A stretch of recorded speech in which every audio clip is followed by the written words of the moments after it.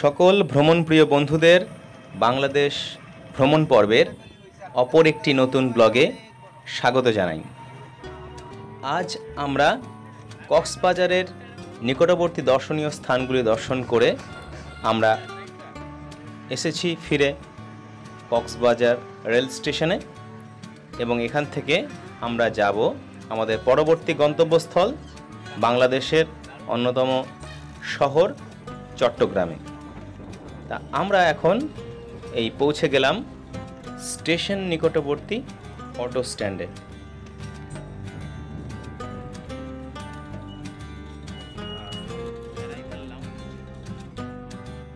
এটি হচ্ছে কক্সবাজার রেল স্টেশনের প্রধান প্রবেশ পথ এবং এটি হচ্ছে বাইরের কক্সবাজার স্টেশনের আশেপাশের দৃশ্য। স্টেশনটি খুব সুন্দর, বেশ পরিষ্কার পরিচ্ছন্ন এবং সদ্য নতুন হয়েছে এই রেল স্টেশনটি। কক্সবাজার রেলওয়ে স্টেশন একেবারে এয়ারপোর্ট লাগছে, তাই না? নতুন টার্মিনাল করেছে, খুব সুন্দর ব্যবস্থা। ট্রেনের সংখ্যা যদিও কম, বাড়বে, দুটো ট্রেন ব্যাঙ্গালোর এয়ারপোর্টে যেরকম আছে বাইরেরগুলো, ঠিক ওরকমই লাগছে। বাড়বে। বন্ধুরা, কক্সবাজার রেলওয়ে স্টেশনে আছি, ফেরার ট্রেন আছে 12:30টায়। আজকে ফেরার দিন, ফিরতে হবে, যাব চট্টগ্রাম। কক্সবাজার থেকে আমাদের ট্রেনটি ছাড়লো, কক্সবাজার এক্সপ্রেস, ট্রেন নাম্বার 813 এবং এই ট্রেনটি চট্টগ্রাম পৌঁছাবে বিকেল 3:40।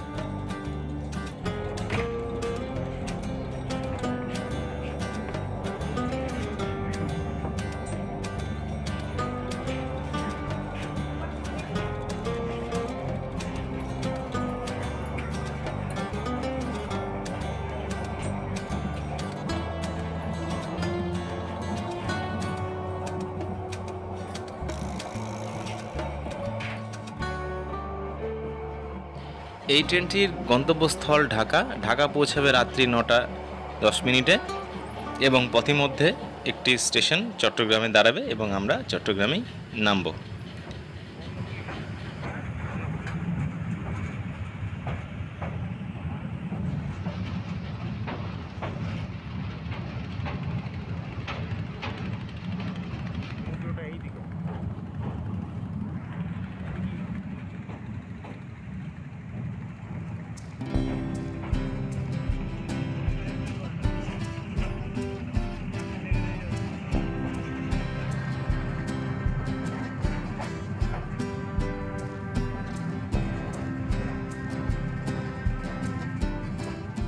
আমি আমার পূর্বের ব্লগে কক্সবাজার আসার ভিডিওতে আমি এই যাত্রাপথের সমস্ত বিবরণ এবং তথ্যাদি দিয়েছি, আপনারা দেখে নিতে পারেন এবং এই ব্লগে সেই তথ্য আর সম্পূর্ণরূপে তুলে ধরছি না। এবং আমরা এখন পার হচ্ছি কালুরঘাট ব্রিজ এবং আমরা চলে এসেছি প্রায় চট্টগ্রাম স্টেশনের কাছাকাছি এবং সেই চট্টগ্রাম স্টেশনে পৌঁছে তারপর আমাদের যে পূর্ব নির্ধারিত হোটেল, সেই হোটেলে, স্টেশনের কাছেই আছে আমাদের হোটেল, সেই হোটেলে আমরা পৌঁছে যাব।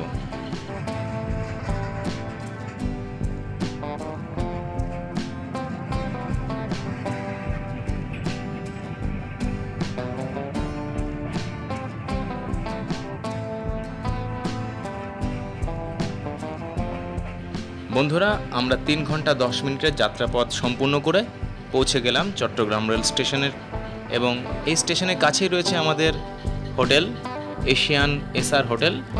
এই হোটেলে পৌঁছে ফ্রেশ হয়ে খাবার খেয়ে আমরা বেরিয়ে পড়লাম।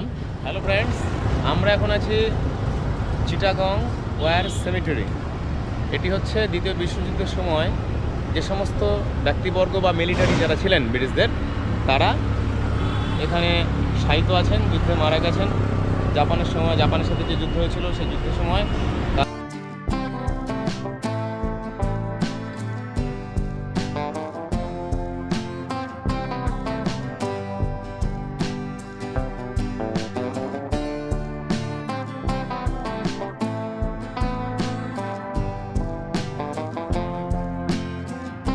বেশ সুন্দর জায়গা।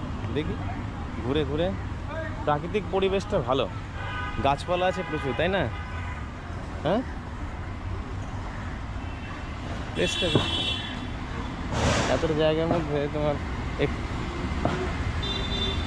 আশেপাশে চারিদিকে তোমার বড় বড় বিল্ডিং, মানে শহরের প্রচণ্ড ব্যস্ততা, তার মাঝে এর জায়গা করে এটা। কিন্তু হিসেব মতো এই জায়গাটাই সব থেকে পুরনো, বাকিগুলো তো পরে পরে তৈরি হয়েছে, তাই না? এই ওয়ার সেমেট্রিটি চট্টগ্রামের বাদশাহ মিয়া চৌধুরী সড়কের ওপরে অবস্থিত এবং এটি মেডিকেল কলেজের দক্ষিণ পশ্চিম কোণে এবং চট্টেশ্বরী সড়কের চারুকলা ইনস্টিটিউটের একেবারেই নিকটবর্তী। মূলত একটি সমাধিক্ষেত্র, সবুজ বৃক্ষ এবং বিভিন্ন পাতাবাহার গাছের বেষ্টনী দ্বারা এই জায়গাটি ঘেরা, অত্যন্ত সুন্দর এবং এটি সময় কাটানোর জন্য খুবই ভালো জায়গা। এবং এটি ছুটির দিন বাদে সকাল 7টা থেকে দুপুর 12টা পর্যন্ত এবং 2টো থেকে বিকেল 5টা পর্যন্ত খোলা থাকে। চিটাগং ওয়ার সেমেটারি 1945 ওই প্রথম বিশ্বযুদ্ধে যারা তোমার মারা গেছে তাদেরই আর কি। একটা বই, সেই বইতে তাদের নাম লেখা আছে যে 6500 জন নাবিক ছিল। সেই নাবিক জাহাজে করে যাচ্ছিল, সেই জাহাজে ডুবে যাওয়ার পরে যে ব্যক্তিগুলো মারা গেছে তাদের নামে এই স্মৃতিসৌধ আর কি। এখানে সেই সমস্ত ব্যক্তির নামে স্মৃতিসৌধ করা আছে।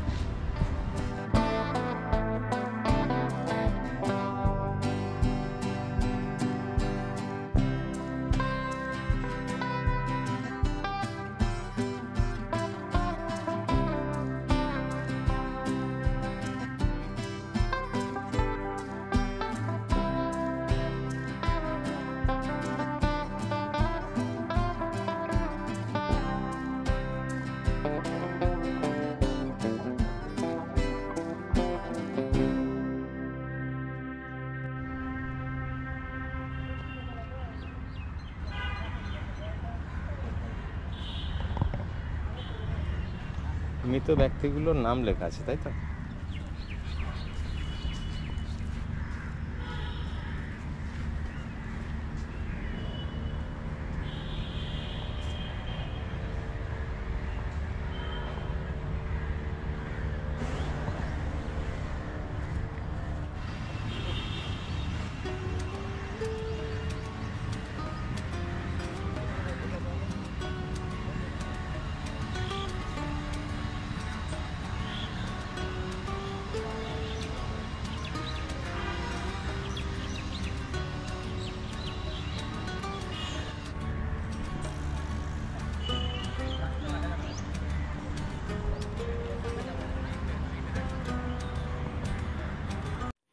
চট্টগ্রাম ওয়ার সেমেট্রি দেখে আমরা হাঁটা পথে চলে এলাম চট্টেশ্বরী মায়ের মন্দির দর্শন করতে।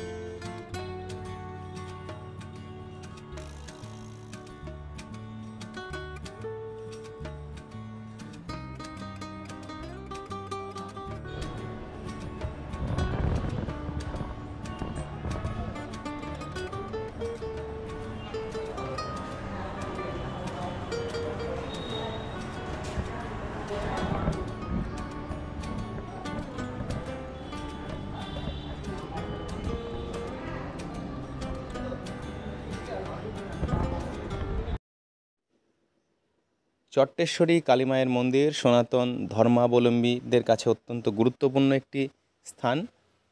পুরাণ অনুসারে 51 পীঠের অন্যতম একটি এই চট্টেশ্বরী কালী মায়ের মন্দির এবং এই মন্দিরে পুজো অনুষ্ঠান জাঁকজমকপূর্ণভাবে হয় কালী পুজোর সময় এবং এই চট্টগ্রামের অধিষ্ঠাত্রী দেবী এই মা চট্টেশ্বরী এবং এই মন্দিরটি বহু সুপ্রাচীন কালের মন্দির এবং চট্টগ্রামেই এটি অবস্থিত। চট্টেশ্বরী মায়ের মন্দির চট্টেশ্বরী টেম্পল রোড চট্টগ্রামে অবস্থিত। অন্যতম একটি প্রধান তীর্থক্ষেত্র। 1800 শতকে তৈরি হয়েছে এই মন্দির এবং চট্টগ্রাম রেল স্টেশন থেকে প্রায় 3.5 কিলোমিটার দূরে অবস্থিত। খুব ভালো জায়গা, নিরিবিলি পরিবেশ, কিছুক্ষণ সময় কাটালে যথেষ্টই ভালো লাগে। খুব ভালো জায়গা। আমরা এলাম সকলে মিলে রাত্রিবেলায়, খুব সুন্দর জায়গা।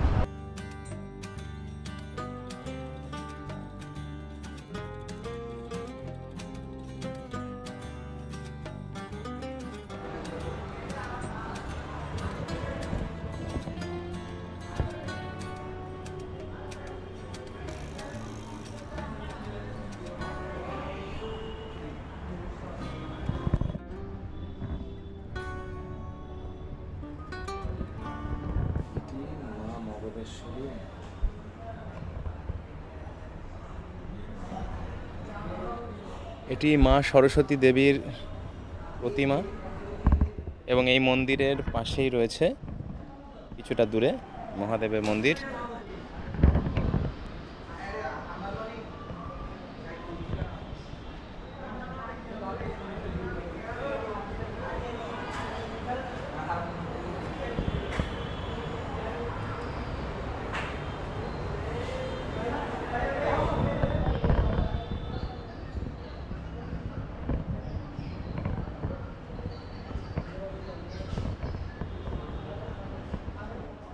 এই মায়ের মন্দিরে পুজো দিয়ে দর্শন এবং প্রণাম সেরে আমরা চললাম আমাদের পরবর্তী গন্তব্যস্থলে। বন্ধুরা, আমরা এখন আছি ইস্কন প্রবর্তক শ্রীকৃষ্ণ মন্দিরে, তার ক্যাম্পাসে। চটেশ্বরী মায়ের মন্দির থেকে এই প্রবর্তক ইস্কন মন্দির আসতে অটো করে আমাদের ভাড়া নিয়েছে 30 টাকা এবং সময় লেগেছে 15 মিনিট।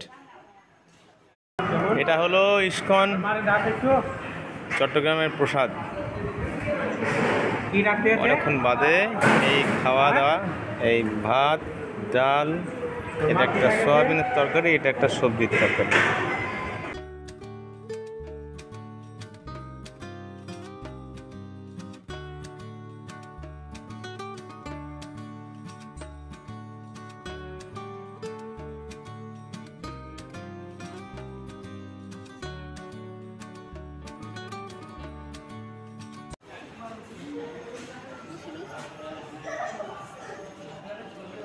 আমাদের এই ইস্কন প্রবর্তক মন্দিরে পৌঁছাতে প্রায় সন্ধে হয়ে গেছে। এখন সময় সন্ধে 7:30 এবং এই মন্দিরে আমরা দুটি নিরামিষ ভোগ খেয়ে এখন চলেছি এই প্রবর্তক মন্দির দর্শন করতে। এবং এই মন্দিরে আসতে হলে আপনাকে কয়েকটা সিঁড়ি অতিক্রম করে উপরে এসে সামনে রয়েছে একটা বিস্তৃত প্রাঙ্গণ, তৎসংলগ্ন একটি শিব মন্দির ও হনুমান মন্দির এবং এর উল্টো দিকেই রয়েছে এই ইস্কন প্রবর্তক শ্রীকৃষ্ণ মন্দিরটি।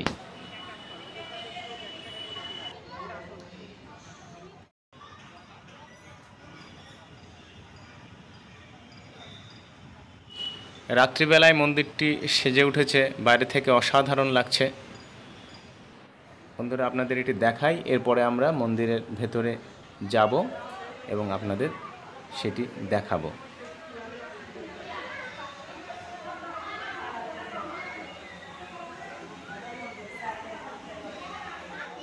তো চলুন বন্ধুরা, যাই আমরা মন্দিরের ভেতরে গিয়ে বিগ্রহ দর্শন করি।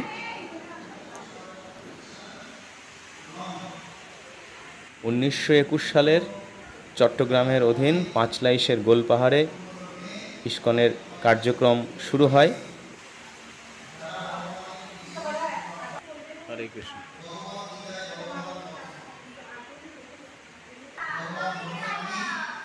2007 সালের 23শে জানুয়ারি চট্টগ্রাম শহরের পাঁচলাইশ থানার অন্তর্গত এই জায়গাটিতে আন্তর্জাতিক শ্রীকৃষ্ণ ভাবনামৃত সংঘ অর্থাৎ ইসকনের শ্রী জয় পতাকা স্বামী কর্তৃক এই মন্দিরের ভিত্তিপ্রস্তর স্থাপিত হয়।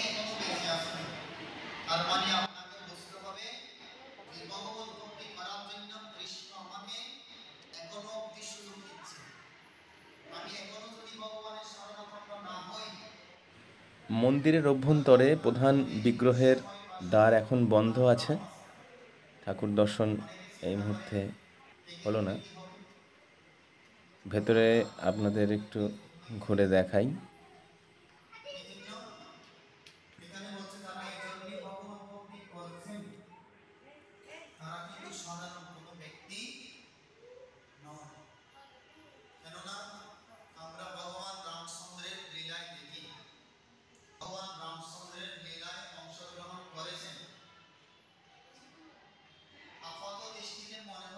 ইসকন প্রবর্তক শ্রীকৃষ্ণ মন্দির দর্শনের মধ্যে দিয়ে আমাদের আজকের ট্যুর সম্পন্ন হলো। পরবর্তী ব্লগে আবার দেখা হবে। সকলকে ধন্যবাদ।